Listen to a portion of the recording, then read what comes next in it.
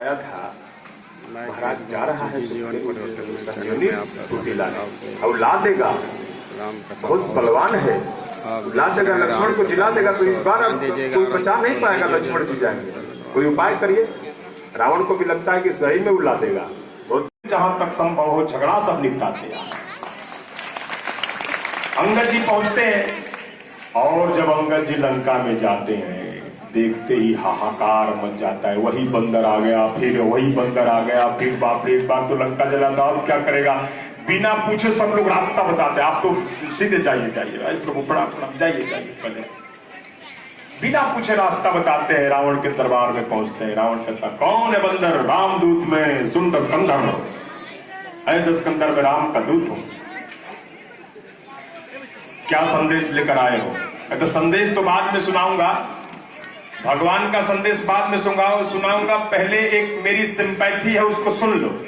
तुम मेरे पिताजी के मित्र हो, इसलिए मैं तुमको एक निवेदन के साथ एक अपनी बात बता रहा हूं कि जो तुमने जितना उत्पात मचा रखा है, इस सब उत्पात को बंद करो। मां जानकी को वापस करो, दांतों में तृण दबाओ, हाथ को पीछे करके मुसुक चढ़ाओ, परिवार और कुटुंबियों के साथ नाक रगड़ते हुए भगवान के चरणों में जाकर के प्रणाम करके क्षमा मांगो। भगवान क्षमा कर देंगे, तुम्हारा कल्याण हो जाएगा। रावण क्रोधित हो जाता है। पहले बताओ कि तुम्हारे पिता का मित्र कैसे हुआ? तुम किसके पुत्र हो? कहा कि मैं उस बाली का पुत्र हूं जिसने एक रावण को 6 मास तक आंख में बंदी बना के रखा था। कहा कि एक रावण था, उसको मेरे पिता ने 6 मास तक अपने कांख में बंदी बना के रखा था। उसी रावण को एक बार राजा बलि के दरबार में बच्चों ने बंदी बनाया था। कहा कि व्यंग में कहा कि हाँ सुना रहा, बाली बानर जाना। एक बानर बाली नाम का एक बानर था, मैं उसको जानता था। तो तुम उस बानर बाली के पुत्र हो? हाँ। तो बड़ा प्रतापी था। और तुम ये क्यों अपने कुल में कलंक लगा रहे हो इन वनवासियों के सेवक बनकर? विविध प्रकार से अंगद रावण संवाद होता है और अंगद क्रोधित होकर के रावण की राजसभा में अपना पैर जमाते हैं। वो कहते हैं कि मेरे राम से बाद में लड़ना, उनसे बाद में निपटना, और अपनी सभा के वीरों का बखान करते हो, बार बार अपना बखान करते हो कि तुमने सर काट काट करके शंकर को चढ़ाया है। अरे जादूगर नट करतब दिखाने वाले भी अपना काट करके रक्त गिराते हैं, तुम उसी तरह नट हो, जादूगर हो, तो इससे क्या हो जाता है? राम जी के सामने तुम युद्ध कर पाओगे?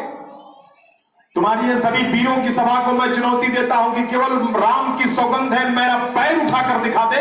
अगर तुम्हारी सभा में से कोई भी वीर मेरा पैर उठा देगा तो मैं जानकी जी को हार के तुम्हारी राज्यसभा से चला जाऊंगा।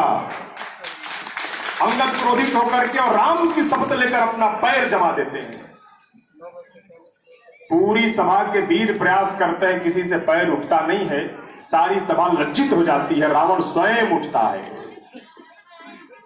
यह संकेत है मानो अहंकार को राम के चरणों में सर झुकाना ही पड़ता है, राम सेवक के चरणों में सर झुकाना पड़ता है। रावण उठा और जैसे ही झुका, अंगद ने पैर हटा लिया और बड़े मर्म वचन बोले कि मेरे पैर पे गिर रहे हो, तुम्हारा कल्याण नहीं है। कल्याण चाहते हो तो मेरे प्रभु के पैर पे चल के गिरो। 10 मुकुट गिर गए। कुछ को रावण ने संभाला, कुछ को एक ही हाथ में, 4 मुकुट को एक ही हाथ में उठा करके अंगद ने फेंक दिया। वो मुकुट चमकते हुए आकर के रामादल में भगवान के चरणों में गिरे। अंगद चले राम के पास आए। राम के पास आने के बाद राम ने पूछा कि ये मुकुट क्यों फेंके अंगद? कहा कि प्रभु ये धर्म अर्थ काम और मोक्ष है, ये उसके सर पर चढ़े थे तो बहुत दुखी थे, इसलिए मैंने इनको आपके पास भेज दिया। बहुत दुखी थे रावण के सर पे बैठकर चढ़कर, इसलिए प्रभु इसको आपके पास भेज दिया।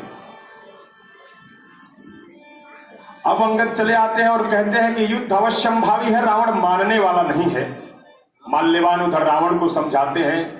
सारी बात सुनने के बाद उनको अपमानित करके माल्यवान को भगा देता है कि तुम बूढ़े हो गए, तुम्हारी मति पागल है, भग जाओ यहां से, राज्यसभा से निकल जाओ। और युद्ध की रणभेरी बच जाती है। उधर भगवान कहते हैं कि परिवर्तनशील जगत है, तब तो संघर्षण होना ही है, राघव अब रोक नहीं सकता, लंका में रण होना ही है। इसलिए धर्म के नाते से, इस आर्य देश के नाते से, अपने कर्तव्य के नाते से, सीता संदेश के नाते से कह करके हर हर महादेव आगे को बढ़ जाओ वीरों, शंका हटाए डंका बजाए लंका पर चढ़ जाओ वीरों।